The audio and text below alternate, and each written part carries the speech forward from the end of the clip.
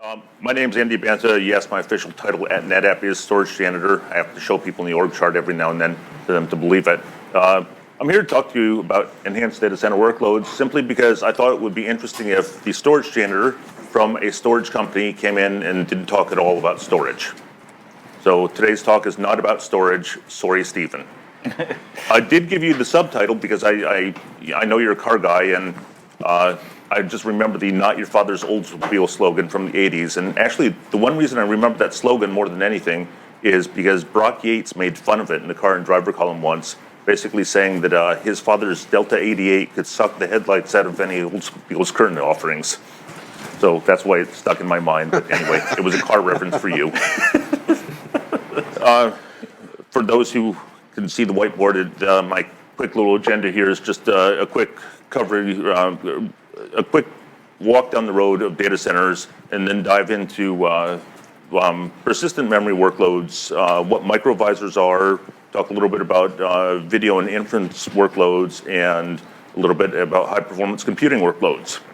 So let's start off. I wanted to, give a quick overview of where we are with data centers. So first generation data centers were the ancient stuff. You have a very resource limited system with lots of things queued up to work on it, and it didn't really matter what resource was limited. As long as there was some resource that was limiting your workload, nothing was going to get done until one job was finished.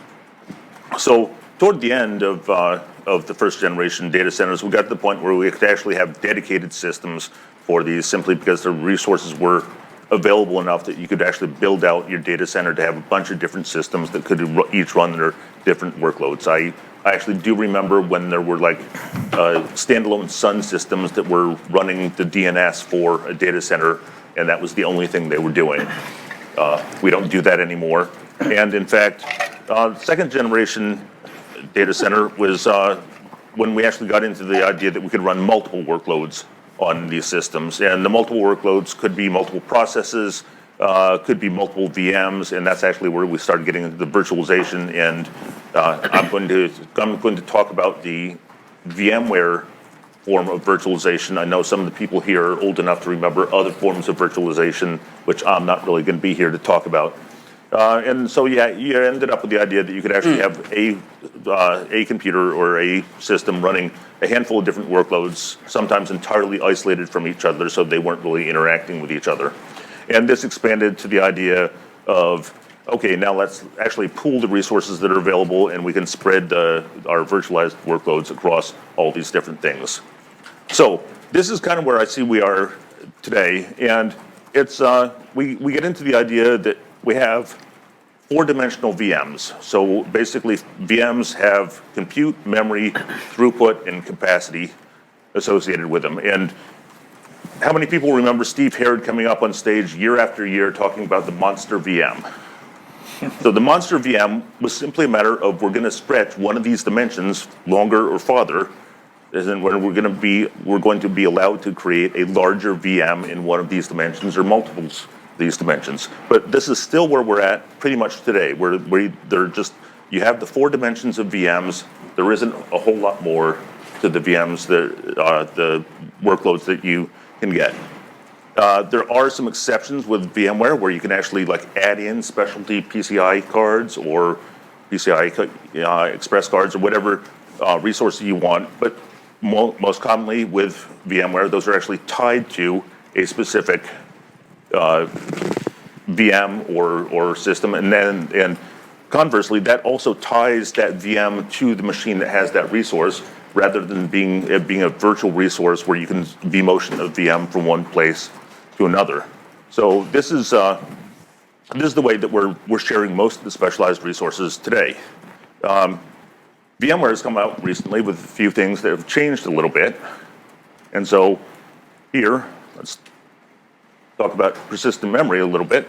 Let's start off by just talking about in-memory databases. So this is going to be the most common use of persistent memory, but in-memory databases came around before there was persistent memory, and conversely, persistent memory has been around for a long time. So there has been flash storage for caching for storage systems for a really long time.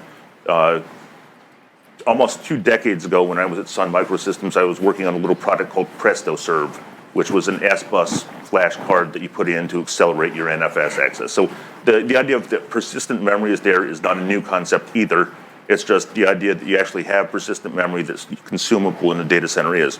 So like Cassandra and Couchbase were probably the 2 biggest in-memory databases that were out there. But then we got into the idea of there was persistent memory.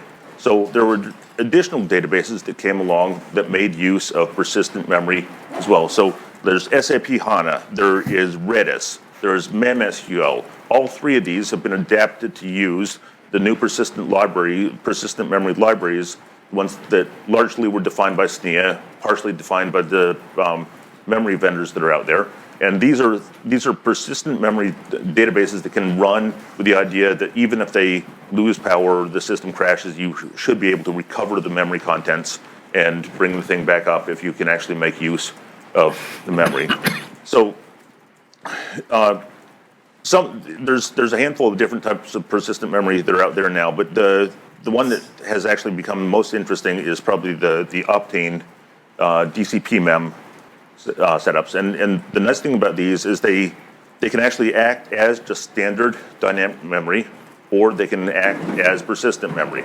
And you can slice them up any way you want. So they, as dynamic memory, they have a little bit worse latency than our typical DRAM these days. Or as persistent memory, they have the same type of latency, but you can actually power them off and be able to recover the content. So they call this the memory mode, or the app direct mode for the various different types of memory that get used. Now, the nice thing about these things is they're huge. So the smallest chips are 128 gig, and they go up to 512 gigs. So that's like half a terabyte on one stick of memory. They also have slot form factors that are more like the 2 terabyte type sizes as well. But to be able to put a half terabyte of memory into one slot means that you can get incredibly large density, and to be able to split this up between stuff that's persistent and stuff that's dynamic, it allows you quite a bit of flexibility where you can actually end up with systems that have a huge amount of memory. I believe Mr. Gebhardt referred to it as big-ass memory. So that's where we're at with persistent memory these days. But the whole idea here is that if you have persistent memory, does that mean that you actually have to have a single system that's running this stuff? Well, a different form of resiliency is that you actually have stuff in a VM. So you would actually have a VM that can be vMotion to another system. You have various different other capabilities within a virtualized environment that actually allows your VMs to be more resilient than if they're just running on bare metal. The problem is that lots of times when you had persistent memory in these cases, you would again have to fully allocate that persistent memory, all of the persistent memory, that entire slot, essentially, to a VM. And that's really not virtualizing it at all. That's basically saying that this entire VM gets it. What's come around in ESX 6.7 is the idea that you can actually slice up this persistent memory. So you can assign some of this persistent memory to a VM. If you actually have multiple systems that have persistent memory in them, you can actually vMotion a VM from one system to another, and its persistent memory contents will get transferred over when you do the vMotion. And the other nice thing is, since these things are huge, you can use them as dynamic memory, but ESX also has the provision where you can actually use them, you can actually provision them out as a persistent data store. So they're going to be a local data store. They're going to be just like a local drive in your system. You can't actually share that out. You can't actually use it for anything else. You can use it as a vSAN drive if you're so inclined. And this is how VMware allows you to virtualize persistent memory. So this is one of the ways that there's additional features in VMware. You added not necessarily a new dimension, but a new feature to your 4-dimensional VMs that are out there.